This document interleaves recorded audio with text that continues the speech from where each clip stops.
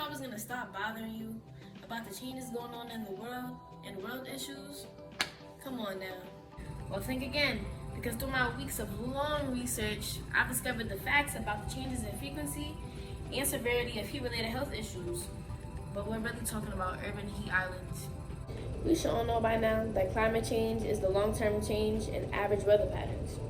And though climate change is something that affects everybody around us, I've dug up some pretty interesting facts indicating that temperatures are alarmingly increasing, and those living in densely packed areas with less greenery suffer with the outcome of it. So right here we have a graph, and this graph is explaining the urban heat island profiles. And it's showing rural areas, commercial areas, urban residential areas, and suburban areas. And it shows that in the rural areas, commercial areas, and the suburban areas, the temperature remains pretty much like in the 80s, but once you get into the urban areas, the temperature increases past 90 degrees Fahrenheit.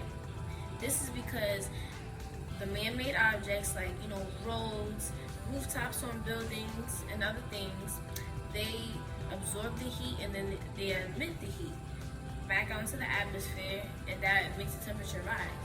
Right before we talk about how this is affecting a wide range of people living in densely packed areas and areas with less vegetation, let's dive more into the increase of temperatures.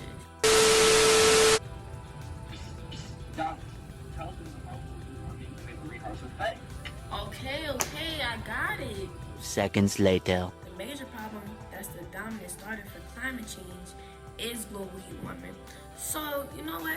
Let me show you a diagram of the greenhouse effect. So, right here we have our diagram, and it shows that the sun rays make their way through the atmosphere, which warms the earth. Some of the heat will be radiated back into the atmosphere by the earth intern. Now, some of this radiated heat will be held by greenhouse gases, while some will escape into space. These greenhouse gases help warm our atmosphere, but there's nothing wrong with that as long as there's not too much. So let me get this straight. Because of the amount of carbon dioxide released into the atmosphere exceeds what plants use for photosynthesis, it has become an issue now. And the extra carbon dioxide in our atmosphere behaves like a blanket, which traps more heat and is gradually raising temperature. This chart shows global temperatures and carbon dioxide throughout the years. Since 1870 through 2012, the average global temperature has risen by more than 1.5 degrees Fahrenheit, or you could say 0.8 degrees Celsius over land and oceans. So, are you now understanding a bit more? Oh wait, you're probably wondering how this is even related to the severity of temperature increase. Well, buckle up, because we're about to dive into that. Whew. Don't you feel like you're getting even more hot just by us talking about urban heat islands? Yeah, me too.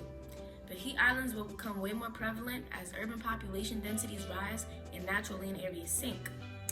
Man-made structures such as highways and building rooftops, they absorb the heat and they radiate a lot of it. Urban heat islands may contribute to climate change by increasing the need for air conditioning during heat waves. Heat-trapping greenhouse gases are generated when fossil fuels are used to supply energy for air conditioning.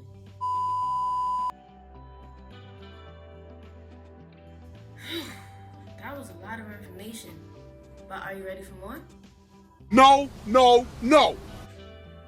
What do you mean no? You know you want to learn more. Come on. Now let's discuss how the severe heat change affects the groups of people that are not so fortunate. I'm gonna call up a lady that I know that suffered from this. Hello? Hey, remember me? The student that's always talking about world issues and changes going on? Oh yes, I do remember. What did you want my insight on? I just wanted to know, how the severity of high temperatures has affected you and your community. Oh, well, quite a lot. I've had an increase in respiratory issues, and some of my neighbors have even had a heat stroke. Personally, I'm a person of color, and I've seen this in predominantly black neighborhoods or low-income communities. Okay, I see. Yeah, but I'm understanding why.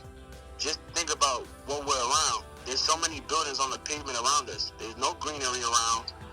I know that people in the more wealthy neighborhoods don't have to deal with the effects of this like how we do. Oh, and my parents are older, so they're sensitive to high heat. This sounds terrible. Are there any other people being affected though? My poor friend Angie has a chronic condition, and she takes certain medications to vulnerable to extreme temperatures. Mind you, I have children of my own that are toddlers. They spend a lot of time being outdoors and their respiratory systems are still developing. So the severe increase of heat can cause them aggravated asthma and other lung diseases. And why is that? If the heat waves increase, it can produce ozone, air pollution, and smog. Oh, this sounds horrible. But thank you for sharing with us, and I hope all is well. Thank you. So, what are some possible solutions to help people like him? Well, light-colored roofs and white roofs have been shown to reflect up to more than 50% more light and reduce ambient temperatures. Planting trees within cities can also reflect solar radiation while also reducing urban heat effect. Strategies such as building cool roofs and growing tree canopy can lower heat island temperatures and reduce people's exposures and sensitivity to climate change consequences, while also lowering greenhouse gases emissions that cause climate change. And, strategies for reducing heat islands reduce the amount of electricity used for air conditioning, therefore lowering greenhouse gas emissions. This will also prevent the limitation of the essential activities of organisms, such as animals, for the metabolism, breeding, and reproduction. I think we ain't done yet. You personally. I think we ain't done yet. Oh, we are done.